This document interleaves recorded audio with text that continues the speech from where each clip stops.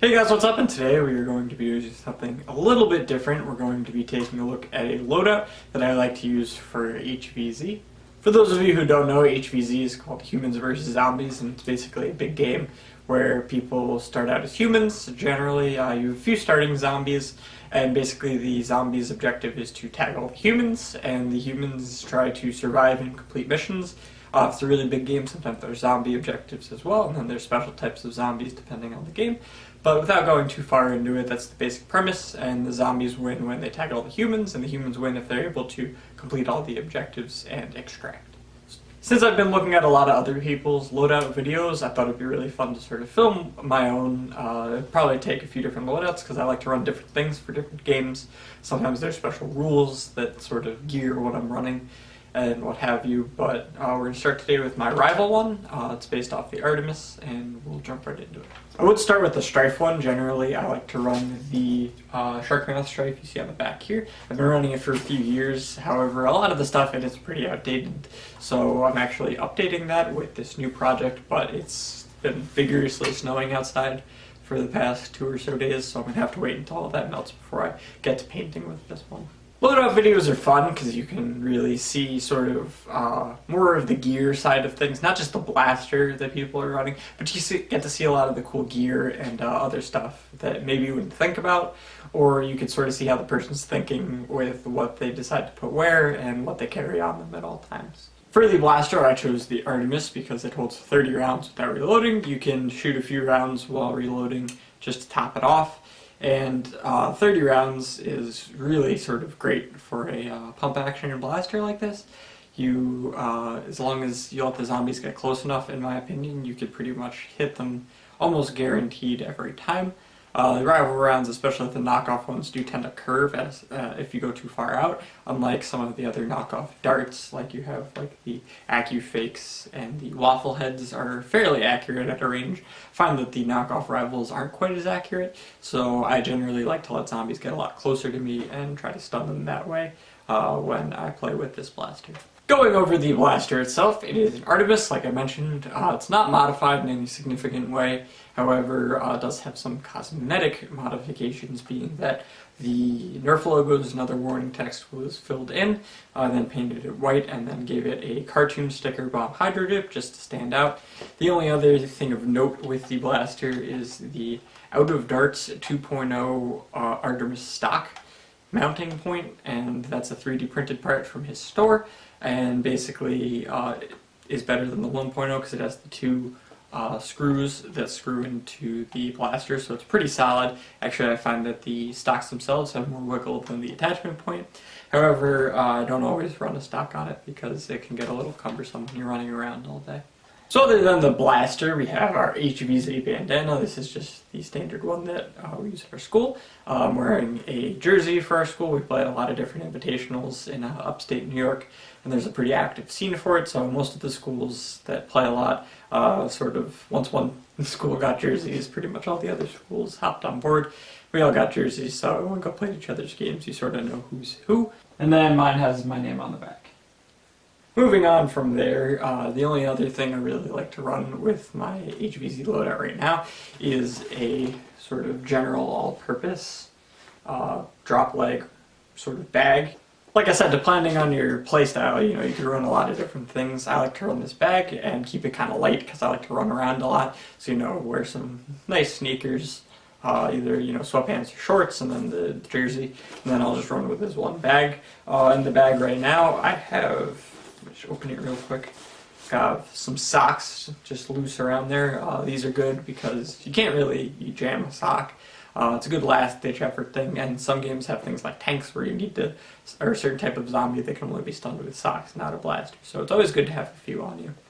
Then in addition to a few socks, I have a pouch with a bunch of rival rounds. Now this holds like 100 or so in the pouch. And then generally I like to leave the pouch open and then just at the top of the bag. They don't fall out too much because there's a lip on the edge of the bag. And then, you can, when you're running around, pick some up and top off the bag or top off your blaster and hold a decent amount so that way you don't have to, run out of ammo frequently. Especially with something like the Artemis, where it doesn't have magazines that you can switch out, so you need to just be constantly topping off the blaster's tubes itself.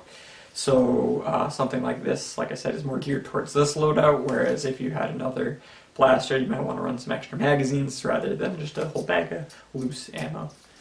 This bag is also great because it holds things like my phone. It has some Velcro spots on it where you can put patches. I like to rotate out my patches as opposed to the ones you see here. I have like a name one, the shrug emoji one, and then the don't tread on me or my son ever again patch, which is always great.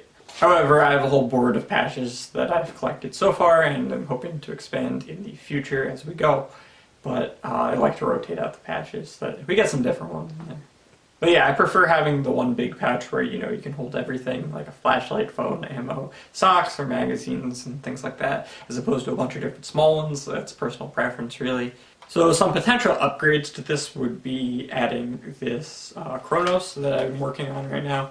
It still needs some touch-up paint and then some clear coat, but other than that, it's pretty much good as a sidearm. I'd like to get like a drop leg for the other side to hold this as well. I'm not a huge fan of sidearms, however, some games, you know, you have to start with a pistol rather than a full-on blaster. They limit your ammo in some way, so it might be good to have just as a backup. I would also like to modify the drop leg, as it's sort of attached to this weird strap belt now. It works okay, but it sort of comes loose over time and it's sort of wiggling around. I like it to be a bit tighter, plus maybe as I expand, you know, maybe doing something on the other leg that it would come more loose. So I really want to just sort of cut that off, maybe with, you know, hot knife, so that way you don't get all the little frayed bits. And then put some loops on the back so that I can run a more sturdy belt under it. So yeah, that's pretty much what I run for my rival HvZ loadout. It's, you know, you can run whatever you really want. It's one thing I've learned from playing HvZ. As long as you have a playstyle to sort of match it, you can make anything work, really. I've seen people that didn't run anything, just ran pacifist, they just run really fast. People that sort of go full milsim with like plate carriers and all sorts of things. Whatever sort of fits your gameplay and, you know, you like to run, because it's, at the end of the day, it's a game of tag that's moderated, so have fun. And that's another thing too, you don't have to like have the best loadout, or, you know, you probably shouldn't like hit on other people for just running bare minimum stuff, because, you know, as long as everyone has fun at the end of the day, that's all that matters. Like, for example, I think it was around October, and it was an Ithaca Invitational, I believe, but me and a bunch of the other people that we usually play in our games all wore onesies, and I think that there's a video of it somewhere.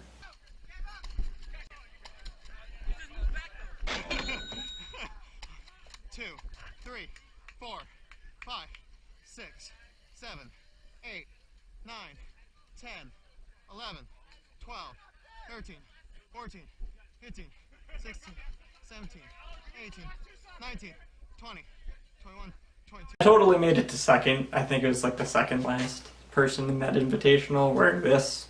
So it's all about having fun is the moral of the story. I think I totally picked the worst one too, because the bandana doesn't really fit up very high on your arm due to the wing, and also because of the wing you can't really run the belt on the outside. I had to run it under this and then sort of pull stuff out as I went. So it sort of was a little crazy, however, you know, it's all about having fun. There's also the invitation I started and got some kills with the sock net, so that was a lot of fun as well. Anyway, guys, that about wraps it up for this. Video. Let me know what you think about the formatting, and if you want me to do more in the comment section down below. Looking for some feedback about things you liked or didn't like. Maybe I should include some gameplay or something like that. But anyway, I'm thinking about doing some more of these, so let me know what you think. As always, guys, thank you for watching. I hope you enjoyed, and I will see you in another video.